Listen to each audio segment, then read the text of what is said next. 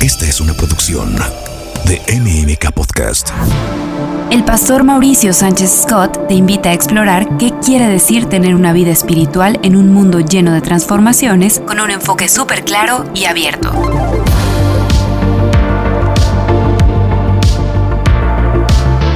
Bienvenido a tu búsqueda interior. Hola, ¿qué tal? Soy Mauricio Sánchez Scott y muchas gracias por acompañarme aquí en Búsqueda Interior. Quiero iniciar contándote una historia. Durante la Segunda Guerra Mundial, Estados Unidos tenía necesidad de enviar por mar equipo y soldados a Reino Unido. Pero se enfrentaba a un gran problema: los submarinos alemanes, que eran muy avanzados en tecnología y diezmaban las fuerzas aliadas en el Atlántico. Así que idearon un plan para llevar todo ese equipo no por mar, donde se veían comprometidos, sino por aire. Y así fue como en 1942 se le encarga a Howard Hughes, este multimillonario, filántropo, playboy que todos conocemos, la fabricación del Hércules, el H-4, el hidroavión más grande que ha existido y el de mayor envergadura de la historia, más de 100 metros. ¿Te imaginas? Es aún hoy el hidroavión más grande que ha existido. El problema es que cuando estuvo listo, la guerra ya había terminado, en 1947. Fue tanto el gasto que quisieron enjuiciar a Howard Hughes para ver si recuperaban algo de lo invertido, y lo acusaron de que el proyecto era un proyecto inviable, que nunca podría haberse elevado un avión tan grande. Howard Hughes sostenía que sí, así que tuvo que demostrar si realmente ese gigante podía elevarse. Y lo demostró, logró elevarlo. Fueron 20 metros, una milla, pero voló. Incluso hicieron una película al respecto, seguramente la conoces, con Leonardo DiCaprio, se llama El Aviador. Bueno, trata justamente la historia de este hidroavión gigantesco. Hoy, el Hércules se encuentra en Oregon, en el Museo del Aire del Espacio. Solamente voló una sola vez. Nunca más se volvió a elevar, ya que los ingenieros determinaron que tenía fatiga del metal. ¿Qué es esto de fatiga del metal?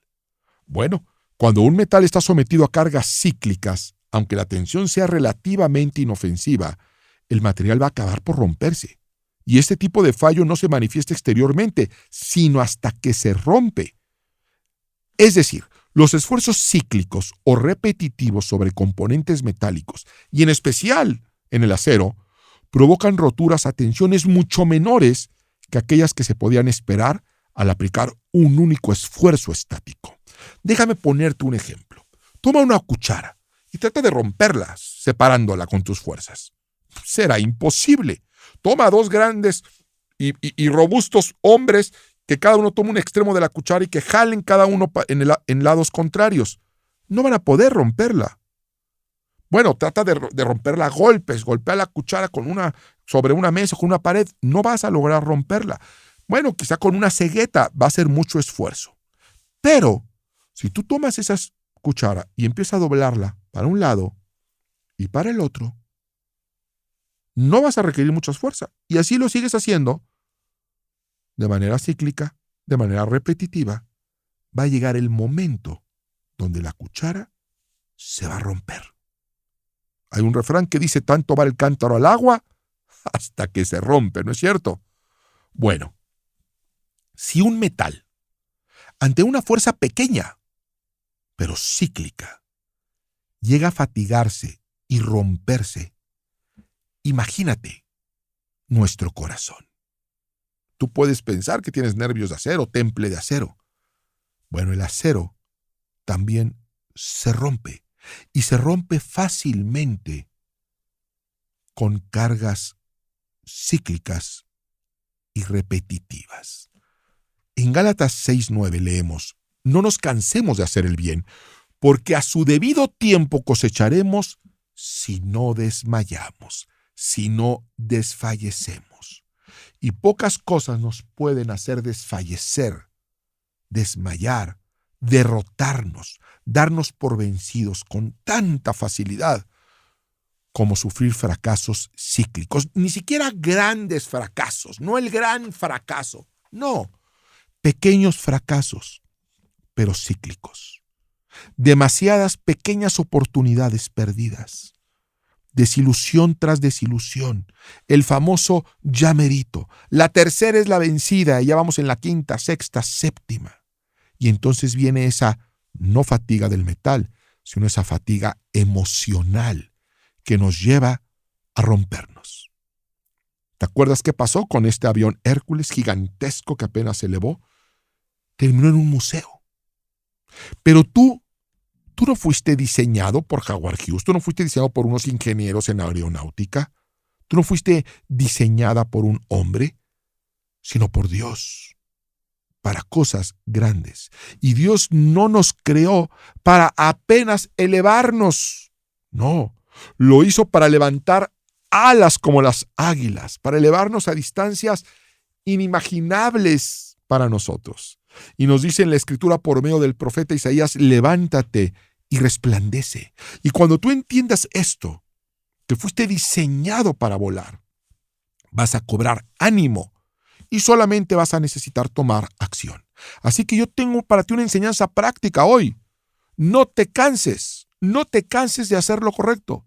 No te canses de hacer el bien y haz el bien sin mirar a quién. Es más, repite conmigo aunque yo no te pueda escuchar. No te canses de hacer el bien y haz el bien sin mirar a quién. En la Biblia, en 1 Samuel capítulo 30, hay una historia que involucra al rey David extraordinaria. David va a enfrentar una situación terrible, espeluznante. Resulta que David va a la guerra y cuando viene de regreso, nos enseña la Escritura que su aldea estaba quemada. Y todas las mujeres y todos los hijos e hijas habían sido llevados cautivos, es decir, habían secuestrado a toda la población. Y dice la Biblia que David y sus hombres alzaron la voz y lloraron hasta que les faltaron las fuerzas para llorar. ¿Te imaginas? David fue ese hombre que enfrentó a Goliat. Su ejército se les conocían como los valientes de David. Enfrentaban gigantes, pero aquí lloraron hasta que no tuvieron más fuerzas para llorar. Debió haber sido un cuadro desolador y no es para menos. Habían perdido casa, toda posesión material, pero lo peor de todo, se habían llevado a su esposa y a sus hijos secuestrados y él no sabía a dónde. Se nos dice la Biblia que David se angustió muchísimo porque además ahora sus hombres se enojaron con él porque le echaban la culpa de haberlos llevado a la guerra y que ahora por culpa de él y de sus planes, sus familias habían sido secuestradas y su aldea hecha cenizas. ¿Pero qué hizo David? Nos deja saber que se fortaleció en su Dios. Fíjate, no tuvo aquí a quién recurrir, ni siquiera a sus amigos, pero dice que se fortaleció en su Dios. Quizá tú como David has perdido todo. ¿Qué haces? Sería bueno imitarlo, fortalecernos en Dios. Y dice 1 Samuel capítulo 30, verso 8, que dice, y David consultó a Dios. Le preguntó a Dios, Dios, ¿perseguiré a estos merodeadores? ¿Los podré alcanzar? Y Dios le respondió, síguelos, porque los alcanzarás y de cierto librarás a los cautivos.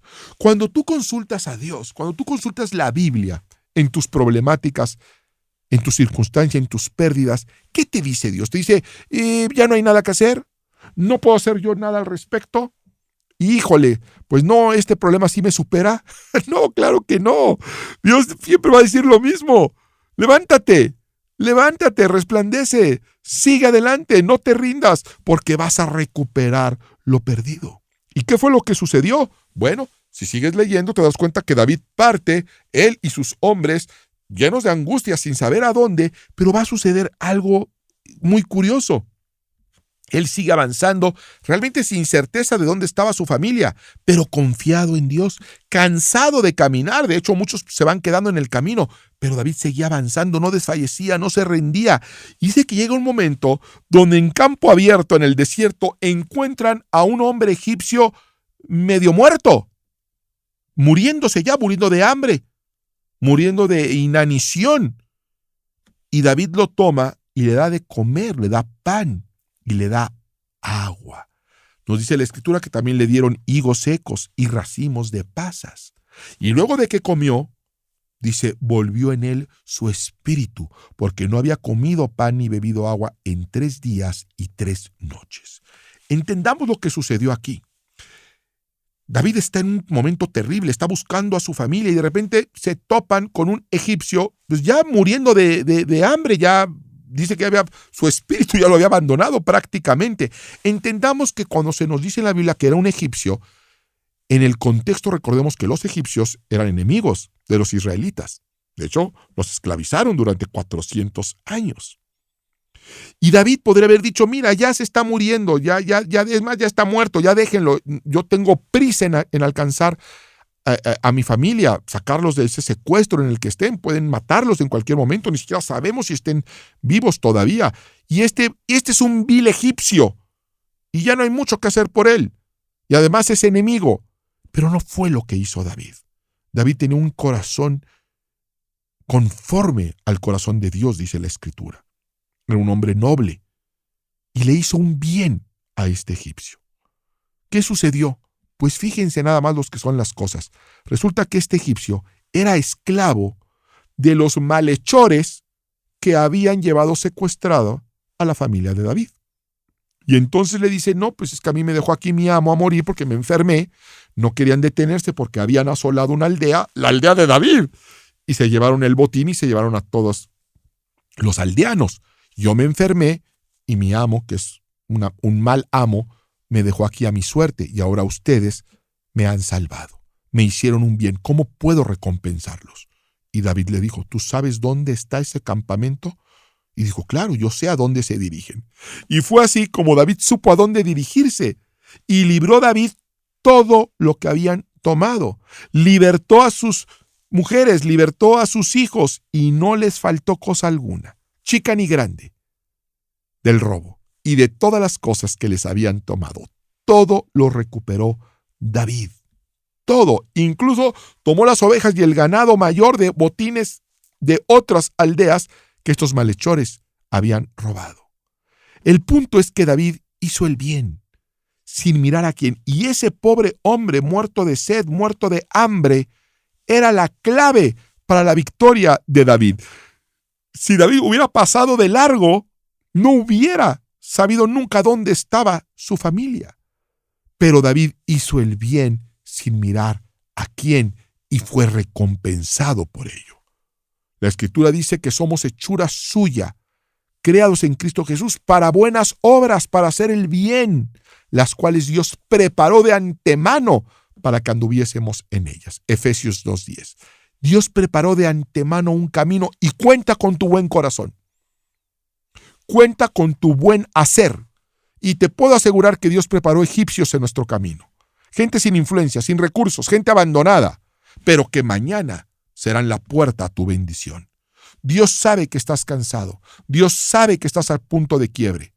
Elías también se cansó, pero Dios le envió que comiera pan y que recuperara las fuerzas. Nosotros podemos descansar en el pan de vida que es Cristo. ¿Y qué te dice Cristo? ¿Qué te dice Cristo cuando oras y le preguntas, ¿me vas a desamparar? ¿Voy a volver a reír? ¿Voy a poder superar esta situación? ¿Voy a recuperar lo perdido? ¿Voy a recuperar lo que se ha vuelto cenizas en mi vida? ¿Qué te responderá Cristo? Cristo siempre te va a responder, yo estoy aquí para decirte, no te canses de hacer el bien, porque a su tiempo cosecharemos si no desfallecemos. Así que volvamos de esto una máxima en nuestra vida. No te canses de hacer el bien y haz el bien sin mirar a quién. Yo soy Mauricio Sánchez Scott. Gracias por escucharme. Escríbeme en mis redes sociales. Quiero saber quién eres, qué piensas, qué sientes. Y no olvides que el reino de Dios no consiste en palabras, sino en poder. Búsqueda Interior con el pastor Mauricio Sánchez Scott. Esta es una producción de MMK Podcast.